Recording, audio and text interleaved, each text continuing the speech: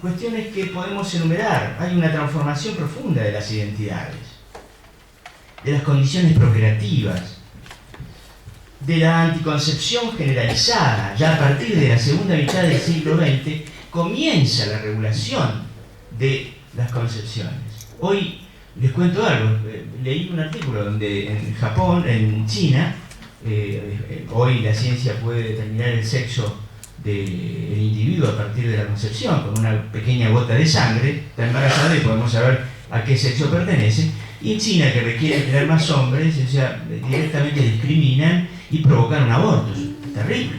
Hay cosas que la globalización nos enseña, que nos marcan, que son realmente terribles. Yo creo en la no discriminación, porque la discriminación es no criminalizar. Entonces, yo creo en la no discriminación, pero ahí estamos discriminando. Decía que hay la procreación artificial, producto del desarrollo biomédico. Hay nuevas formas de parentesco y filiación. La modificación, como decía el doctor Tobías, de los sistemas patronímicos, cuestiones del nombre, cuestiones del apellido. Y algo que también entiendo que debemos analizar hoy, la maternidad y la paternidad han dejado de tener su prestigio que hasta hace mucho tiempo tenían. Y se dice que la paternidad y la maternidad son construcciones culturales. Entonces, las palabras que se imponen para restar esto que ha sido las funciones que en realidad nos han conformado, no solamente como individuos, sino desde nuestra psiquis, para tener una visión dual, una mirada dual. Decimos, bueno, no hablemos más de función materna o de maternidad y paternidad, hablemos de parentalidad, para identificar ambas funciones. Tenemos que también repensar. Entonces, yo pienso que se tratan de evoluciones originadas con mayor o menor amplitud, pero formidablemente mediatizadas por algunos. Estas vicisitudes que les comento alcanzan las propias estructuras de los sistemas simbólicos, que rigen la identificación del sujeto desde su conformación psíquica. Quizás esto tenemos que hablarlo, no alcanzaría los 20 minutos para llegar a ver cómo empieza esta crisis de la identificación simbólica. Pero esto tenemos que analizarlo. Y tenemos que realizar un trabajo transdisciplinario para que todos nosotros sepamos hacia dónde vamos. En lo tendiente al proyecto, que en muchos casos, como decía el doctor Tobías, y como lo decimos siempre, introduce cosas positivas, pero también introduce muchas situaciones que estamos mencionando que conmueven, como dijimos, las propias estructuras del sistema simbólico. Trataremos brevemente de hablar de algunos temas, porque si no lo va a echar la doctora Tamborenea, pero en realidad creo que no alcanza, pues son temas muy complejos con estos 20 minutos, pero al menos quisiera esbozar alguna de estas cuestiones. En lo tendiente al proyecto, que reitero, rescato, hay cosas muy positivas, y también en la Comisión de Familia hay cosas positivas. Creo que lo primero que podríamos decir, tomó una actitud de alguna manera militante, ¿no? O sea, en determinadas cuestiones.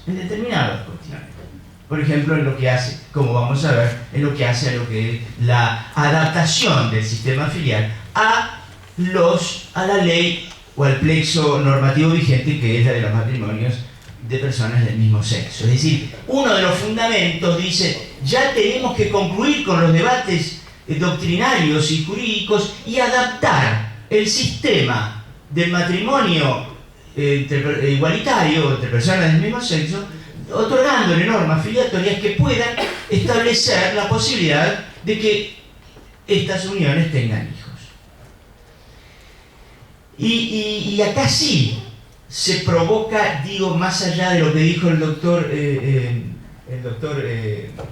Perrino, acá sí estamos forzando. O sea, se establece una concepción que tendríamos que analizar, lo que es la esterilidad social o estructural, a fin de otorgar esta situación que es, lo vamos a ver en un minuto si llegamos, esto que significa la procreación asistida, posibilitando superar esta imposibilidad de fecundar o de procrear social o estructuralmente entre, por ejemplo, dos hombres. Imposible.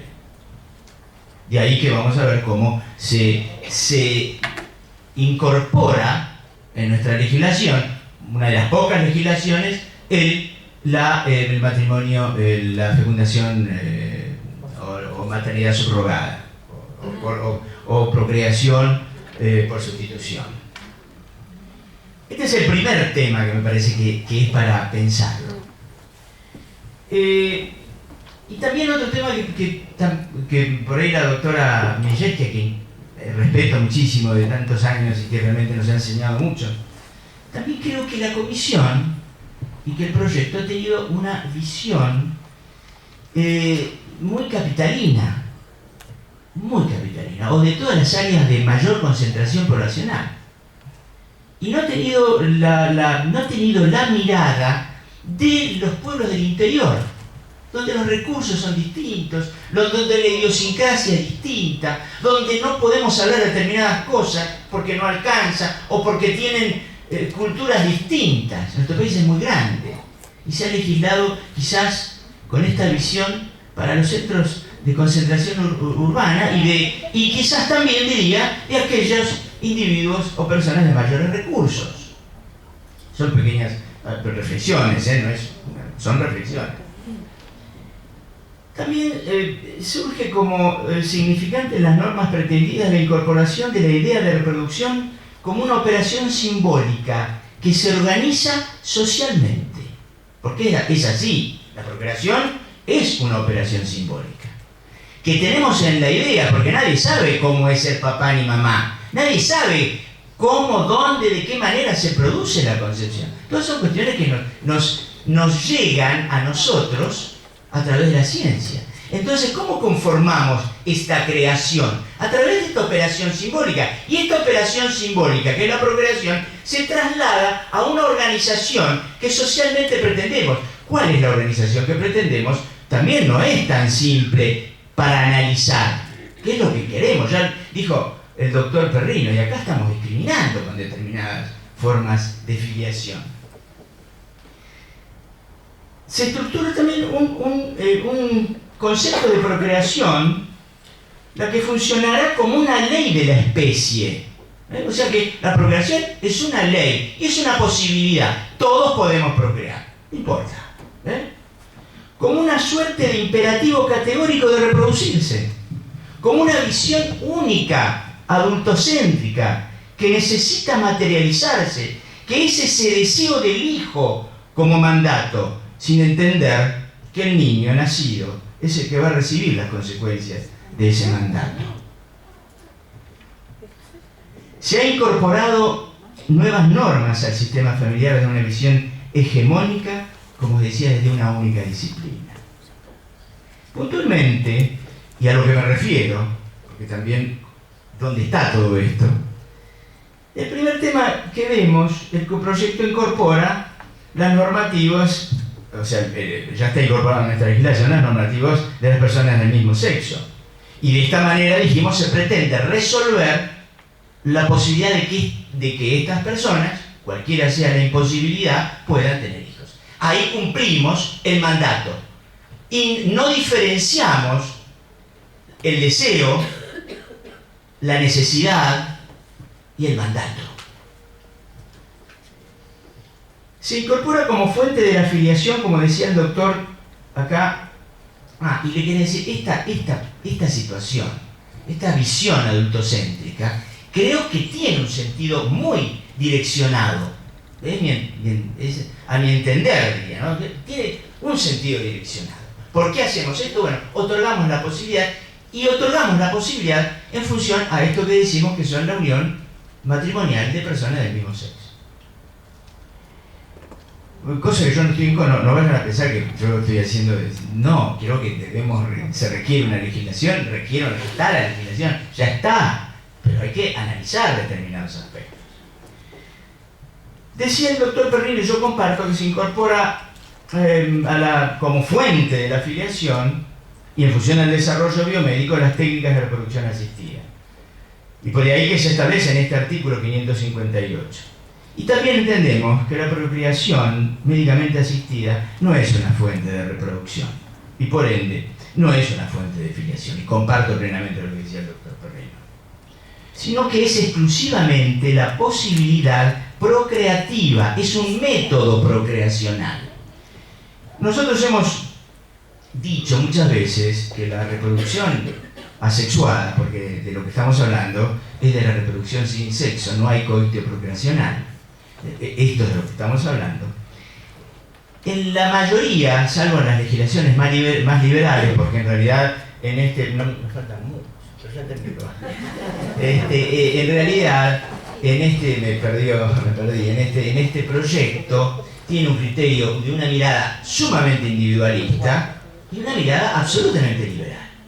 Y yo en familia creo que hay cosas que me hacen cosquillas, que pienso, que será porque estoy así influenciado, quizás porque estoy demasiado, leo mucho bioética, psicología, sociología, estudié psicología, hablé del objeto simbólico, lo que es la función paterna, entonces es como que ya hay cosas que es tan difícil de comprender que me cuestan mucho hasta poder, es más, algunas veces pienso lo que decía San Agustín, dudo de todo, de lo único que no dudo es de mi propia duda, entonces vaya cosa, ¿no? Y con estos temas. Decíamos que la procreación asistida no debía ser una alternativa procreacional. No debe ser que nosotros dejemos aquello que es el amor, la emoción, la pasión, y en esto sí es por cumplir el mandato. Es decir, bueno, cualquiera puede tener hijos, y bueno, voy al almacén de la esquina, que es un instituto de procreación, y bueno, y miren lo que está pasando con esta serie de la ficción que es El Donante. ¿Algunos vieron El Donante? Los problemas que tienen este muchacho, incestuoso, o sea, y en realidad, las estadísticas en otros países, quizás en los países hegemónicos, no como el nuestro, que somos países periféricos, países con otras mentalidades, en realidad hoy se están dando cuenta del impacto que tiene esta situación y esta crisis identitaria. Es decir, que nosotros decíamos hace muchos años, ya desde cuando estudiamos con Mainet y con otros, que el doctor lo debe conocer, de La Plata, que en realidad no puede servirse cualquiera, porque la procreación es un problema comunitario. Cualquiera no. O sea, entonces, yo porque si no me va a echar Cristina, como decía el doctor, se mantiene un sistema binario que pretende mantener su sistema binario.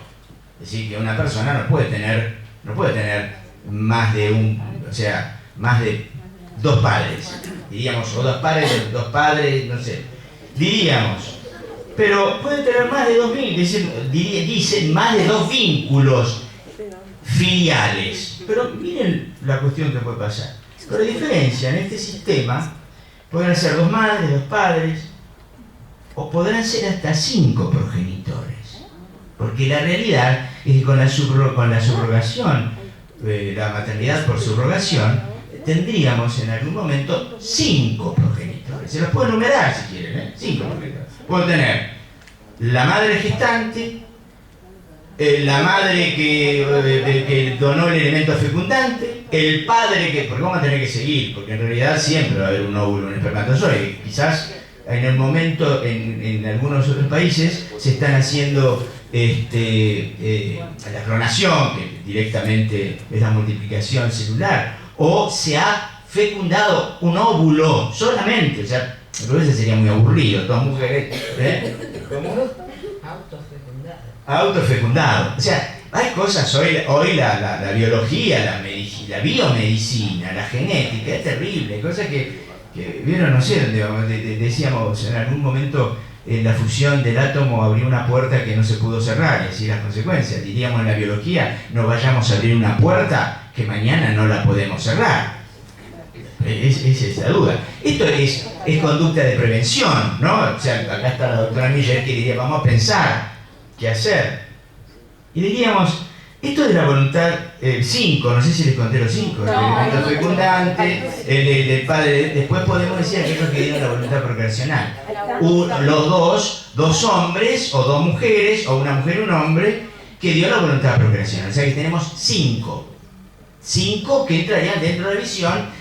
Eventualmente, digamos, podrían tener algún derecho, la doctora dice que no, y qué es, no sé, digamos, podemos cerrar la puerta jurídicamente a aquellas cosas que son sentimientos y esencias Y el doctor Tobías enumeró algunas cuestiones. Entonces podemos decir que esto es constitucional o no, la identidad, que el enumerado no voy a llegar. Pero bueno, me preocupa para ir pasando, pasé como 5 hojas de todo lo que tenía acá, pero bueno.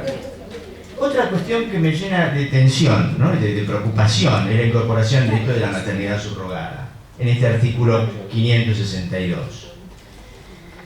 Les diría que la maternidad subrogada quizás solamente, tengo la enumeración de todos los países que han aceptado y los que no, o sea, la mayoría no se acepta la maternidad por subrogación. Es decir, podemos decir arrendamiento de vientre, madre termo, o podríamos darle otra. Entonces, esto también me conmueve, y esto posibilitaría, esta cuestión posibilitaría la multiplicación de progenitores. Y vuelvo a reiterar, esta incorporación, y la doctora no me dejará mentir, ha tenido la finalidad de posibilitar a los matrimonios de igual sexo que poseen la imposibilidad estructural de procrear, por ejemplo, 2 hombres que tengan hijos. Acá hay varios supuestos de maternidad por subrogación, que tampoco se los voy a decir, me gustaría contárselos los 3 supuestos que existen, pero no vamos, si no me echa, no queda ningún minuto, ¿no? Bueno.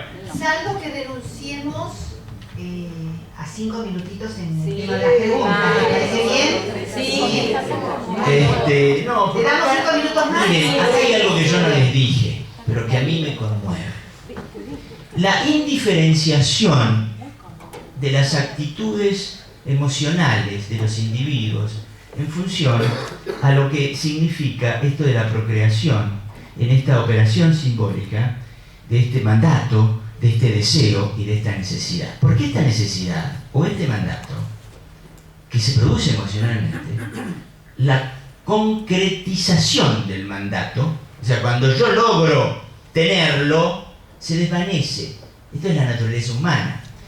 Y hemos realizado, o sea, que lo han visto y las estadísticas también lo han dado, cuando se desvanece esa necesidad de cumplir con el mandato, crecer y multiplicados, el niño, que es el producto de este mandato, o sea, lo que pretendemos, tener un hijo, indudablemente, se transforma, en lugar de ser el sujeto del deseo, y esto a nivel inconsciente, se transforma en el objeto.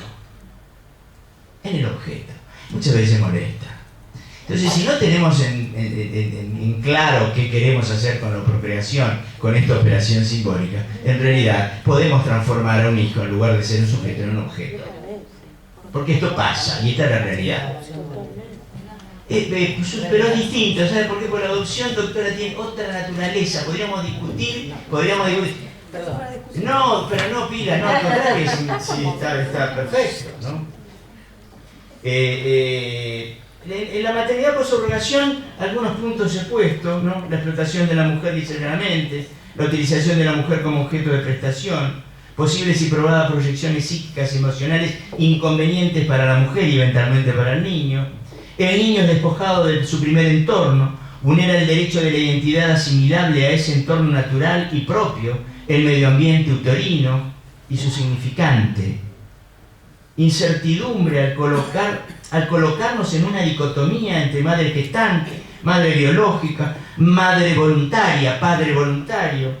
El hijo es el objeto de las relaciones jurídicas entre madre gestante y el contratante, exclusivamente o el comitente, exclusivamente con la voluntad proporcional.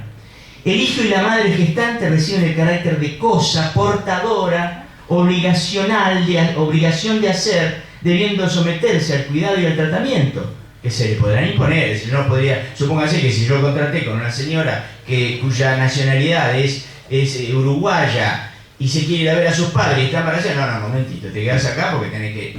Hasta ahí podría llegar supuestamente a obligar, ¿no?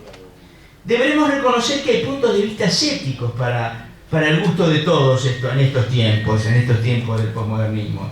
Entre los que es el alquiler del útero, comercializa el cuerpo femenino. Igual que en la profesión más antigua del mundo, ¿no?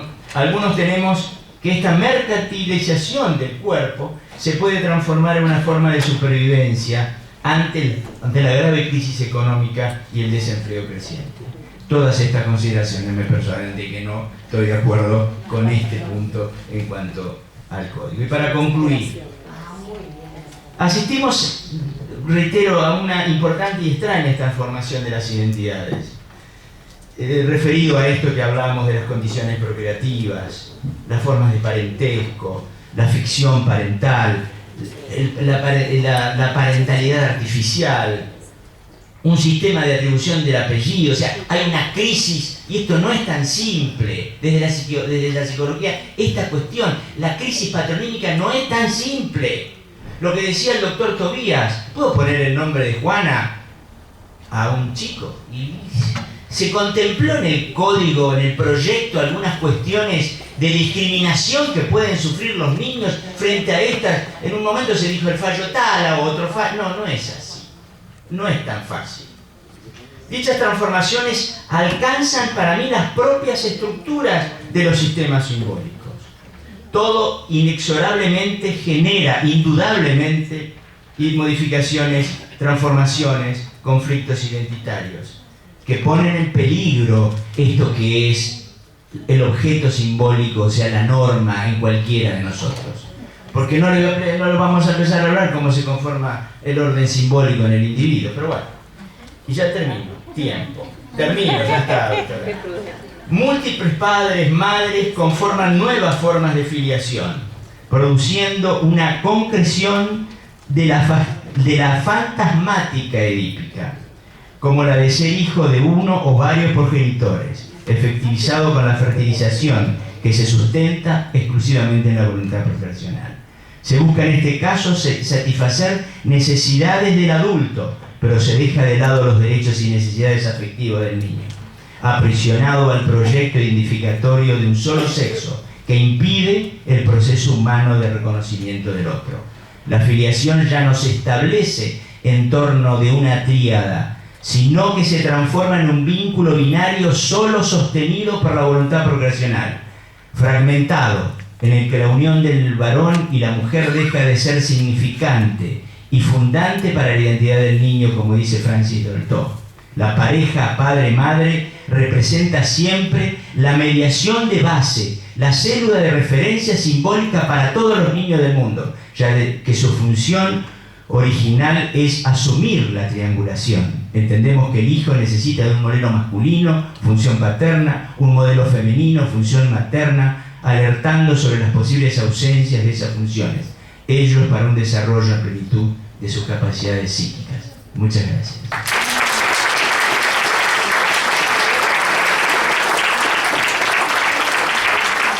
Como hemos acortado el tiempo de las preguntas, por favor levanten la mano quien tenga que hacer una pregunta, pero le rogamos por escrito y a quién va dirigida.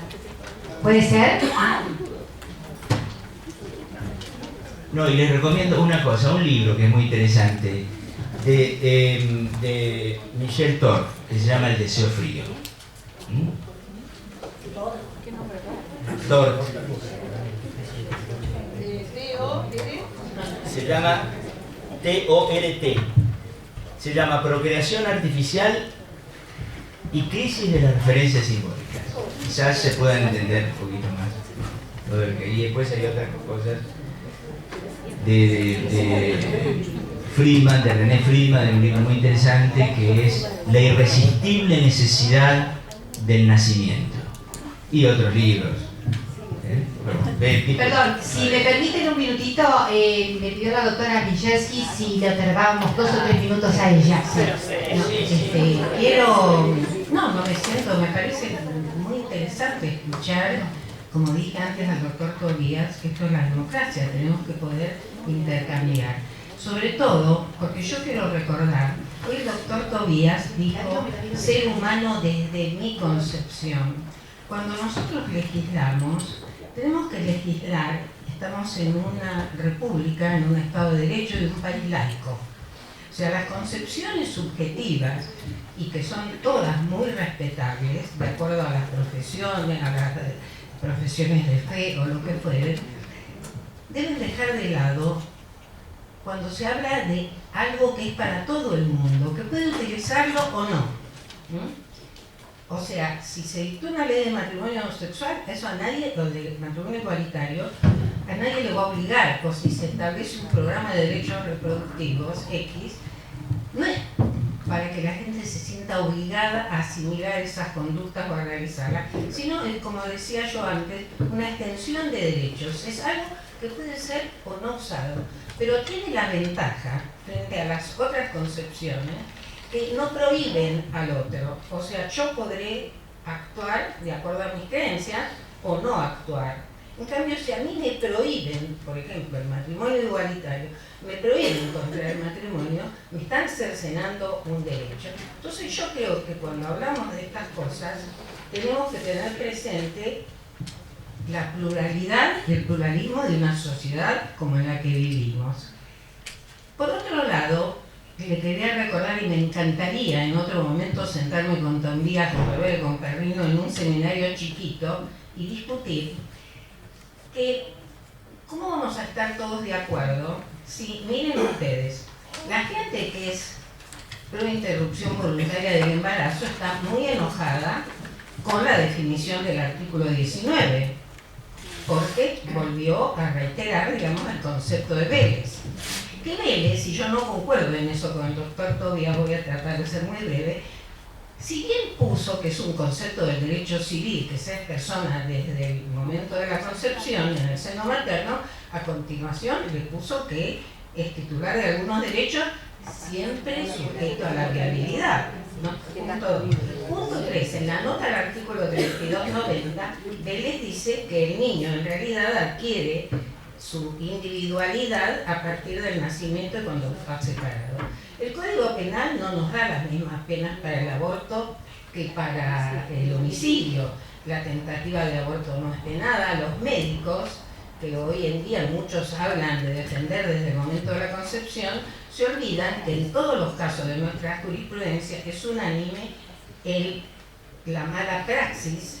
No se considera homicidio cuando nace, digamos, el efecto sin vida por un accionar del médico. O sea que esto da para discutir mucho, y lo bueno es poder intercambiar. Miren ustedes, el Pacto de San José de Costa Rica en el artículo 4, con la terminología en general, en el único caso que se pronunció la Corte, que es el objeto, digamos, el Instituto de Control del Cumplimiento del Pacto, en realidad dijo en el caso de Bilboy que no se había violado el pacto porque la terminología en general, y hace la historia, que es muy interesante de ver cómo en la Argentina, en realidad, que ya tenía las excepciones del aborto del artículo 86, es uno de los países por los cuales se incorpora en la terminología general.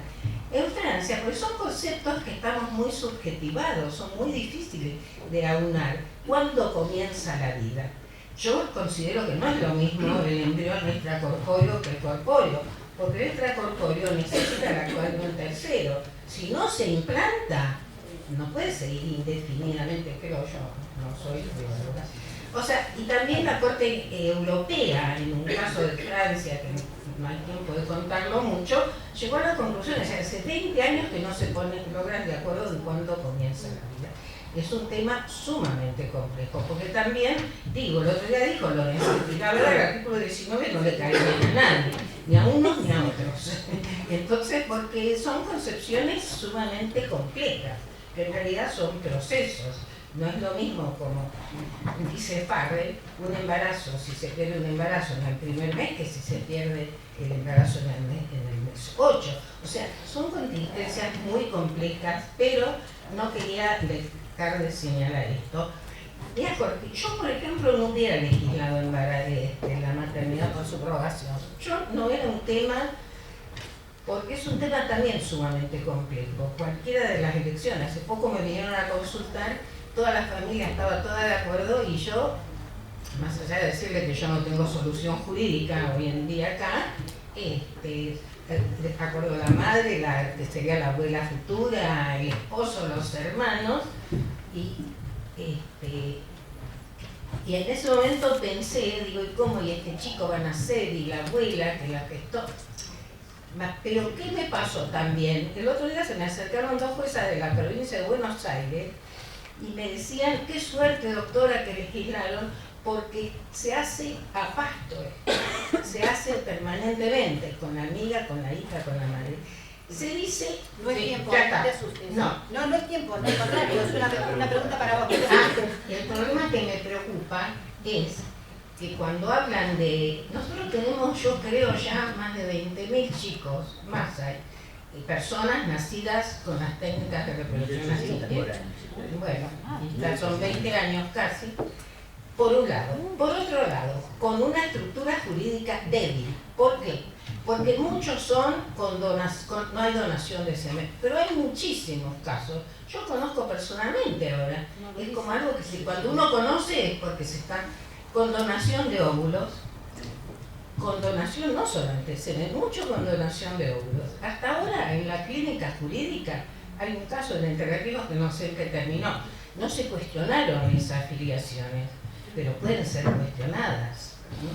Entonces lo que se buscó con el proyecto, que no legisló sobre técnicas de reproducción asistida, que no legisló para nada, cuidó de que los niños que nacen con esas técnicas, y que la mayoría no van a ser de maternidad subrogada, y la mayoría van a ser donde hay identidad genética, gestacional y social, porque si vemos las estadísticas vamos a ver, o sea, yo creo que lo que tenemos que tener más cuidado en ver, más allá, estoy de acuerdo con el doctor, que todavía hay mucha apertura y se pueden hacer sugestiones, pero también ver todo lo que se avanzó en relación a la afiliación de los niños, digamos, que no nacen por técnica de reproducción asistida.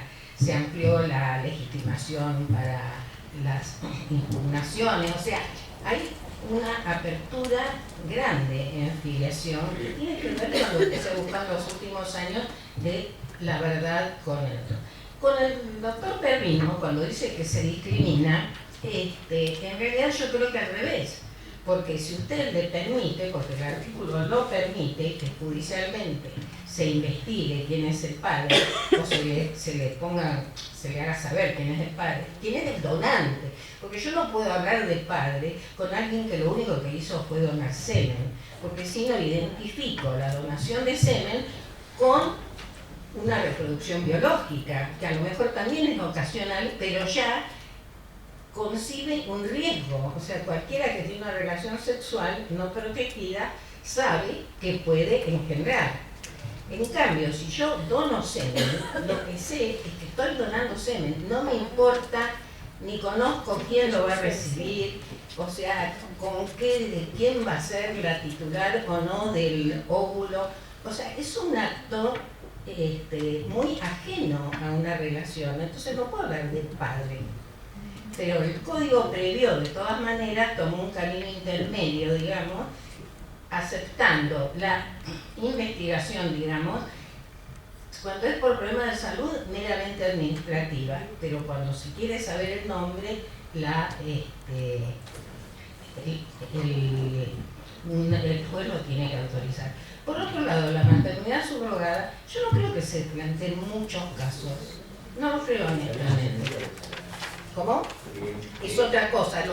Hace 20 años creo que escribí algo, Jorge, y ya transcribí avisos en los diarios de esto. Entonces el tema no es que la ley, si yo en la ley, si lo pongo en la ley, por lo menos algunos casos van a tener control y no van a tener el tema del comercio porque se limita mucho, puede ser una sola vez, la madre tiene que haber tenido un hijo, o sea, tiene como 10 requisitos. Bueno, quería nada más que aclarar esto y ver por otro lado que si bien yo no considero que porque la gente se separa había que evitar un divorcio, si correspondía o no, creo que nosotros nos debemos a estos chicos que nacen justamente. Si yo no acoto el tema de la donación de semen o de óvulo, ahí sí le doy una inseguridad jurídica. Ahora le estoy diciendo, no, estos van a ser. ¿Y saben a qué me hace acordar? Y por eso a veces es bueno ser muy mayor. Cuando yo iba a la escuela primaria hace 80 años o 60, los hijos de divorciados eran excluidos porque no se decía. Hoy yo conozco amigos y amigos que tienen parejas de identidad sexual que tienen hijos, y para los chicos hoy de 5 o 6 años ya no les llama tanto la atención. Mirá, tiene 2 mamás, ¿no? O sea, seguramente que esto que tendrá una difusión entre los interesados, que no son millones, pero se va a incorporar socialmente como se incorporó el tema, digamos, de los niños hijos de divorcio, que, como bien decía el doctor, no volvamos a hijos matrimoniales o extramatrimoniales. Nada más, perdón, muchas gracias.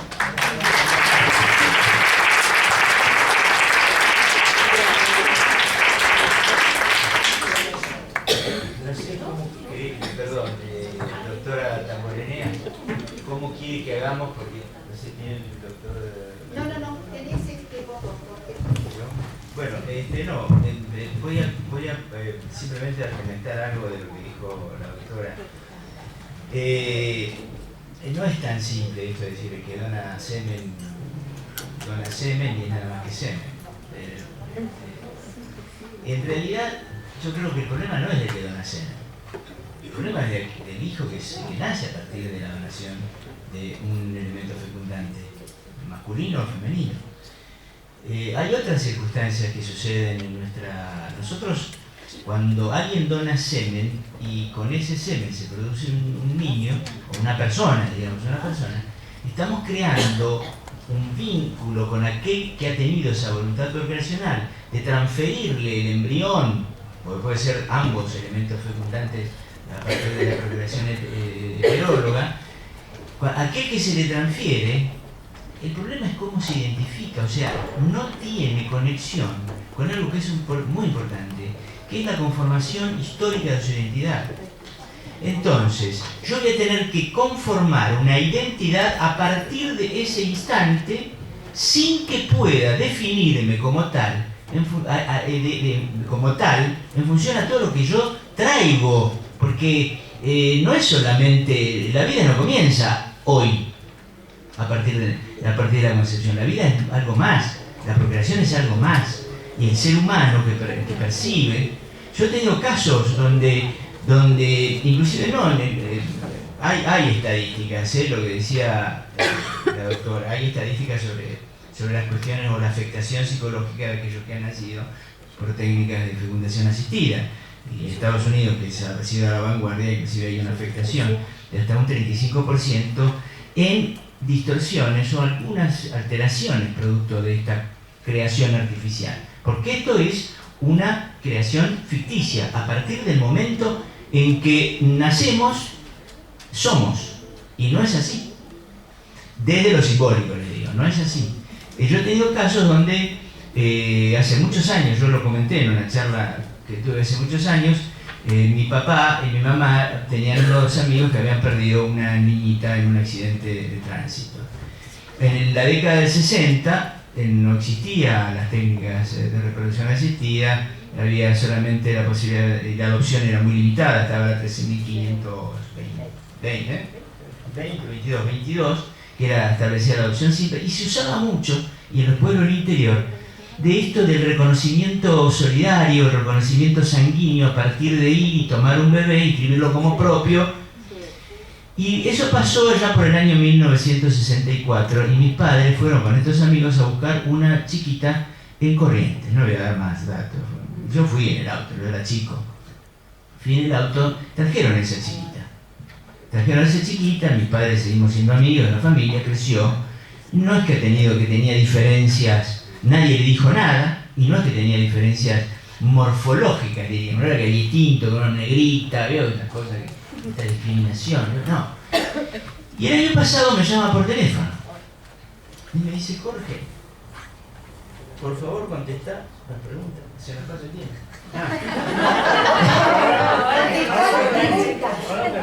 Bueno, ahora se tiene, le dice. No, me llama por teléfono y me dice: Jorge, mira, pasé por una depresión, siempre sentí que yo no pertenecía, al problema de la pertenencia, brevemente habla con la mamá no lo había dicho, tenía 40 y pico de años la chica grande, pero hacía años que no tenía esa sensación de pertenecer. Y mamá me dijo que yo no soy la hija biológica, y que vengo de tal lado, y que lo único que sabe sos vos. menudo bolón que se me armó. Porque entonces me empezó a dar nombres. Al final, para hacer breve el cuento, es que al final logró saber quiénes eran. Había muerto su mamá, era una prima, una tía mía, bueno, había muerto, pero ella logró reconocerse y al menos conoció algunas de las tías abuelas que tenía. Y en realidad siguió queriéndola a esa mamá que la reconoció, pero quería saber quién era. Y eso no se pierde. Y este es un problema. Bueno, doctor, el contexto. Dice, acá no entendí muy bien, ¿cómo piensa que se aplicará el nuevo código con relación al artículo primero del proyecto cuando toma la jurisprudencia para la interpretación? No entiende, la doctora. ¿Quiere aclararlo, doctor? Sí, el tema es, o sea, no es fácil de decir. Acérquese, por favor. Sí, bueno, lo escucho. El Código Civil es prácticamente 70% de nosotros es el ser nacional. La pregunta es la siguiente. En el artículo 1, la comisión puso, o no sé quién de la comisión, que la interpretación será de acuerdo a los tratados internacionales, la Constitución y la jurisprudencia. Entonces, todo este tema, si no es pacífico lo que ustedes están planteando, que están haciendo en el código, cambian todo el código. O sea, yo mañana el ciudadano normal va a salir a la calle y va a decir, bueno, la medianía sigue siendo la misma, y montones de cosas. Si usted deja, si el código nuevo deja que sea la jurisprudencia lo que va a interpretar, nosotros no vamos a tener un código serio y con seguridad jurídica hasta dentro de 20, 30 años que las jurisprudencias se pongan de acuerdo. Una de las cosas que se trató que fundamentalmente durante estos últimos años, a partir de la producción, una producción dinámica de leyes hemos tenido, y muchas veces estas leyes se han sido producto de políticas correctamente políticas, ¿no? O sea, muchas veces se hace política y no se legisla. Pero bueno, esta es la consecuencia de esta observancia de la realidad. Pero evidentemente que si hay cuestiones de la jurisprudencia, como dice el artículo primero, hay cosas que por ahí, lo que sucede es que vamos a tener que, este código va a regular las conductas, el Código Civil va a regular las conductas, indudablemente, es fundamental. Pero bueno, estamos empezando, inclusive les digo, esto ha sido una cuestión muy complicada porque hasta ahora no tenemos un código, un proyecto, un anteproyecto uniforme, no sabemos. Podemos, inclusive se cambian palabras, uno dice una cosa, se agrega, se quita, se saca, hasta hace confundir desde la doctrina cómo interpretar esto. O sea, por ahora no sabemos, estamos ahí, no podemos darle mayores explicaciones. Doctor, la doctrina en el nuevo código no existe, ahora la doctrina va a ser la jurisprudencia. No. Pero bueno, después dice, ¿podría usted ampliar el concepto de valor? ¿Valor me puso usted? Valor simbólico, en realidad es lo que llamamos la representación simbólica, no son valores, son otras cuestiones.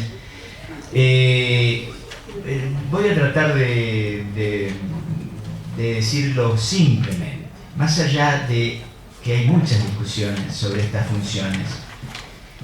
El psiquismo tiene, nosotros cuando nacemos tenemos un universo único y creemos que nuestra mamá es lo que somos nosotros, porque cuando miramos la cara de nuestra mamá que creemos que es nuestra propia cara. Cuando escuchamos el latir del corazón de nuestra mamá y creemos que es nuestro propio latir. Cuando olfateamos, creemos que el olor de nuestra mamá somos nosotros. Esto es un proceso también que para la conformación del psiquismo y para en realidad empezar a establecer pautas de comportamiento que aparecen a partir de la temprana edad, desde que nacemos.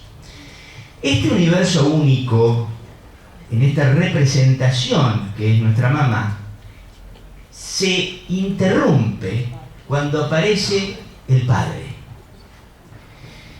Todos dicen hoy, y ahí donde, vamos a terminar este concepto, ahí donde comienza lo que llamaríamos el orden simbólico.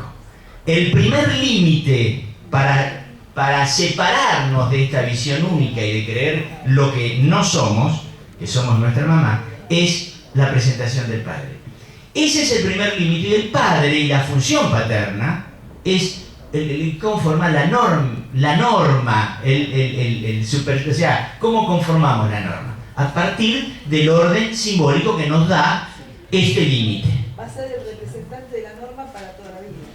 Exactamente. Lo que pasa es que hoy decimos, yo cuando les digo si la función, la maternidad o la paternidad se están, porque también tenemos que ver hacia dónde vamos, porque no es el problema de la comisión y la comisión ha tenido. El modelo andrógino es una cuestión que estamos diciendo, decimos, la parentalidad supera, digamos, al estado de función. Y la función, algunos dicen, superada, claro. Bueno, no sé, yo trato de, es muy difícil. Podríamos empezar a contar. ¿Cómo? Claro, pero el problema es que dice que la función paterna la puede ejercer hasta una institución, quizás. Y si vos lees un libro de Evelyn Soulelier, que es una francesa, una socióloga muy importante, que se llama El corrimiento del padre y la ausencia, cómo cada vez la función paterna ya no se identifica con el hombre, y que la función paterna, que diríamos, lo dicen, yo todavía creo que la naturaleza impone, porque la función paterna se tiene que dar dentro de un esquema más de masculinidad, y la función materna dentro de un esquema de madre o femenidad, y no podemos construir otras cosas, quizás porque ya tengo esta edad y quizás porque soy en ese aspecto conservador. No. Pero bueno, pero es muy difícil. Pero lee el libro que dice La ausencia de padre. Bueno, doctor Berbere, ya están las personas del próximo panel. Bueno, y tenemos que gracias, darle tenemos que darle un descanso a nuestros colegas presentes. Si les parece bien, a las 6 en punto, porque ya nos demoramos con el panel que debía comenzar 6:15. ¿Les parece bien? A las 6 de regreso.